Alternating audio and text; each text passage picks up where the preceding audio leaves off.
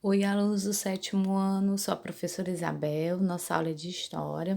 Hoje o nosso assunto vai ser colonização da América Portuguesa.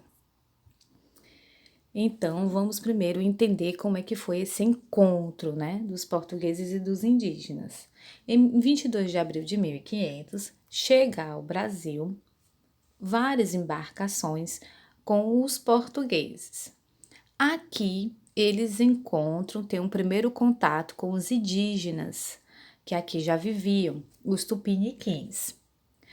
A gente já viu, né, que Pedro Álvares Cabral vem, né, nessa expedição à procura de especiarias, à procura de ouro.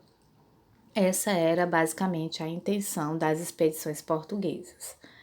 E aí houve esse primeiro contato com os indígenas e a primeiro momento houve esse estranhamento de ambas as partes, né? Tanto na parte dos indígenas como da parte dos portugueses, já que eram povos bem diferentes, vestimentas, as ações, a própria língua, né? Tanto os indígenas tiveram esse contato surpreso com os portugueses, como os portugueses também tiveram esse contato de estranhamento com os indígenas. Então, qual é o documento que se tem, né, que comprova esse estranhamento de ambas as partes? A carta de Pero Vaz de Caminha, que ele enviou para o rei de Portugal, onde ele fala, né, sobre essas pessoas que aqui já estavam. Ele fala também até da cor da sua pele, das suas vestimentas, né? Então ele retrata nessa carta toda essa relação que houve nesse primeiro encontro, tá? Pedro Vaz de Caminha também vai falar sobre a natureza nessa carta.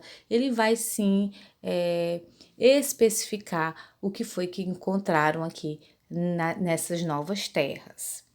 Né? Então, inicialmente, os portugueses não demonstraram interesse nas terras do Brasil, tá? Já que aqui eles não encontraram o que eles realmente estavam procurando, né? Que eram as especiarias e ouro.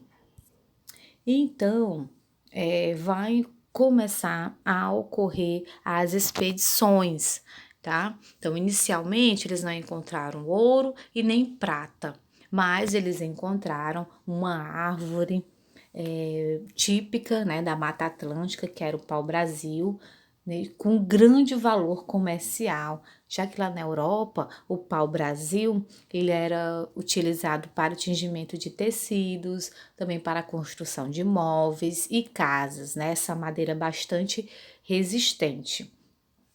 E daí, dessa exploração, né, do pau-brasil, eles vão criar as feitorias. O que eram as feitorias? As feitorias, gente, elas serviam para armazenar e comercializar a valiosa madeira. Daí também se inicia um processo de escambo. O que era o escambo? A troca, né? Todo escambo é uma troca. Que tipo de escambo que acontecia nesse período? Os indígenas trabalhavam para os portugueses em troca de quinquilharias, faca, espelho, objetos de não muito valor, tá? Então houve aí sim a exploração da mão de obra indígena, já que os portugueses não queriam fazer esse trabalho, né? Era de cortar a madeira, de transportá-la, de transportar também para as embarcações, né? Já que todo a madeira tirada daqui das nossas terras, elas eram enviadas para Portugal. Então, o processo de escambo foi isso, tá? A troca de mão de obra, né, dos indígenas por objetos de não muito valor. E aí a disputa pela nova terra, né? Já que foi denominada nova terra, já que para eles a terra não pertencia aos indígenas. A terra era dos portugueses porque eles tinham encontrado, né? Entre aspas, assim, na visão deles.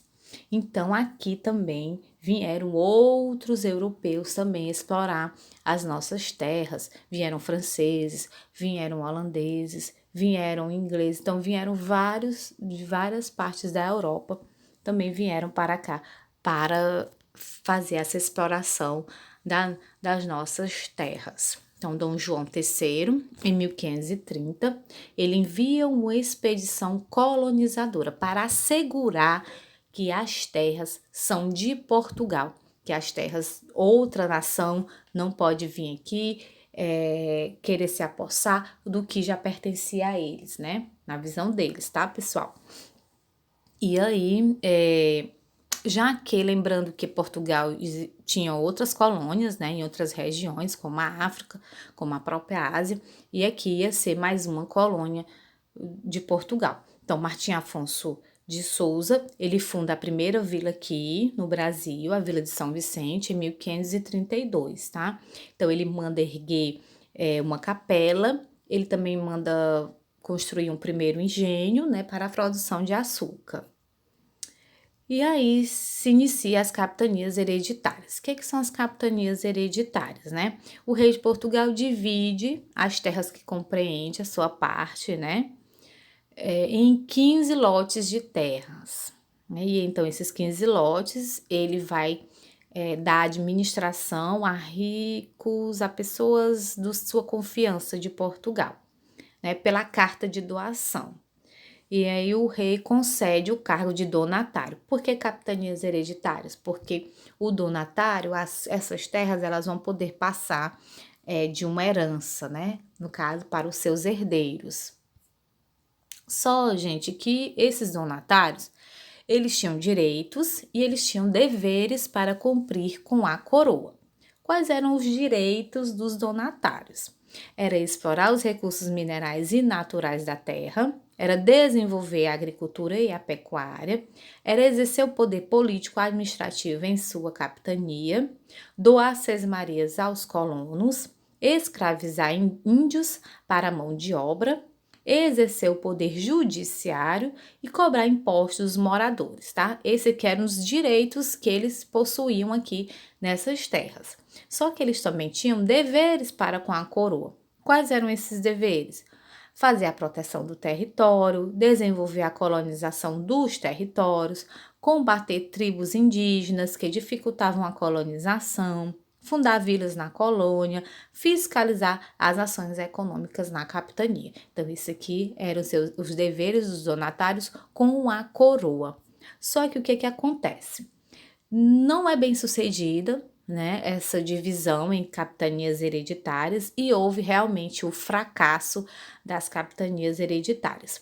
Alguns motivos foi a falta de recursos financeiros, as grandes extensões de terras, né, a resistência dos indígenas, que já eram seus habitantes nativos, os próprios ataques de corsários, tá? Isso aqui foram alguns dos motivos para o fracasso.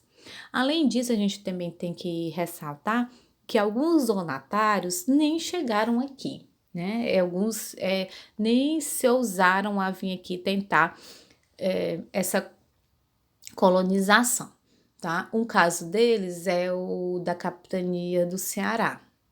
O primeiro donatário, ele nunca chegou aqui no Brasil, certo? Então, houve sim esse descaso, né, com a tentativa de colonizar essas regiões, tá? Então, inicialmente, Pernambuco e São Vicente foram as que prosperaram. Posteriormente, a da Bahia também, por causa da produção da cana-de-açúcar. E aí, a coroa faz uma nova tentativa de administrar essas terras, implantando o governo geral, tá? O governo geral, ele é indicado pelo rei, né? Seria o responsável pelo desenvolvimento econômico da colônia, desde a criação de engenhos, a administração, a própria proteção das terras, né? Então, tudo isso seria a missão do governador geral. O primeiro governador geral do Brasil, né, foi Tomé de Souza. Os primeiros governos gerais foram escolhidos pelo rei, né? Eram pessoas de confiança do rei. Então, Tomé de Souza era um militar, ele era político português, né? Ele chegou aqui em 29 de março de 1549.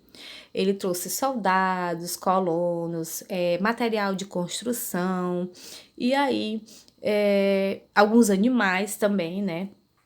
Para fundar as primeiras cidades, tá? Então, Tomé de Souza, ele fundou a cidade de Salvador em 1549, que era o centro do governo e também foi a primeira capital do Brasil, tá?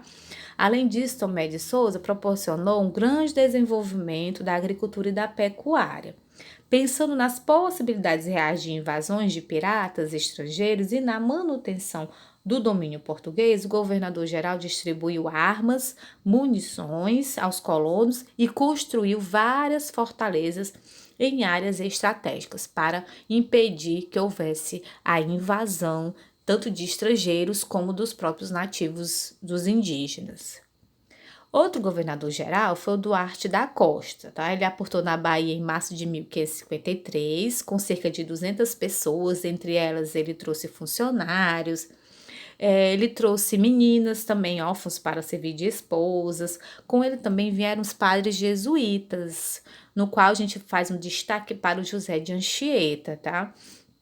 Durante o seu governo, ele fundou o Colégio dos Jesuítas na Vila de São Paulo, com o apoio dos padres, óbvio, né? José de Anchieta e Manuel da Nóbrega, em 25 de janeiro de 1554, tá? Já no período do final do seu governo, Duarte da Costa tentou combater os franceses na Baía de Guanabara, que os franceses tinham fundado aqui uma colônia francesa, né? Eles invadiram aqui e aqui eles ficaram por um determinado tempo que foi chamado de França Antártica, né?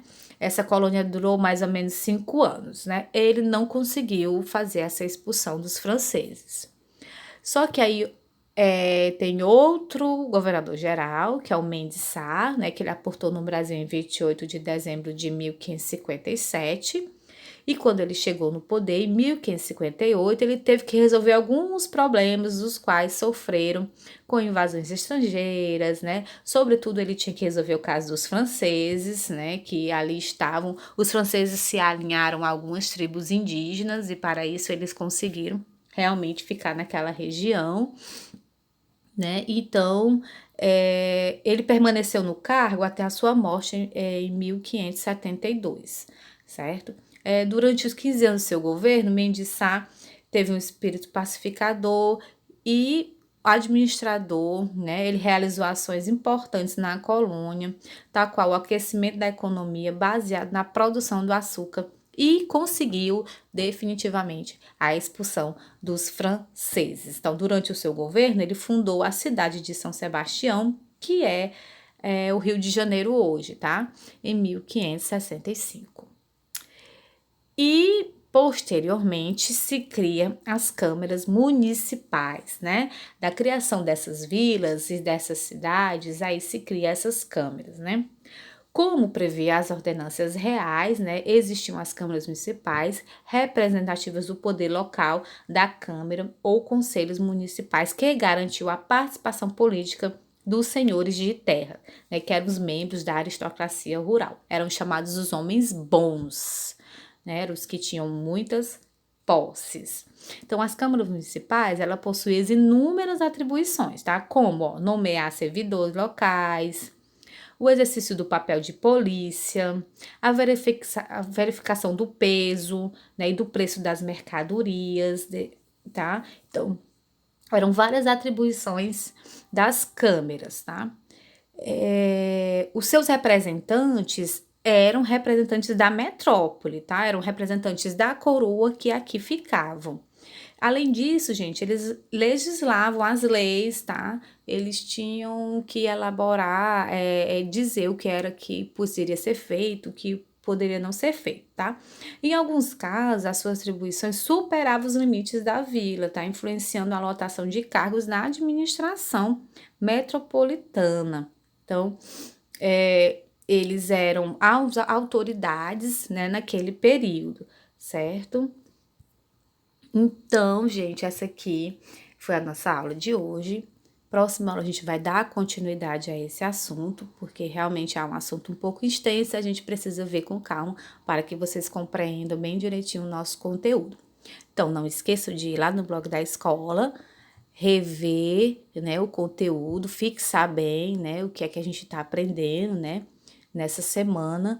Também não esqueça de fazer as atividades que são essenciais para o aprendizado de vocês. Bons estudos e até a próxima aula.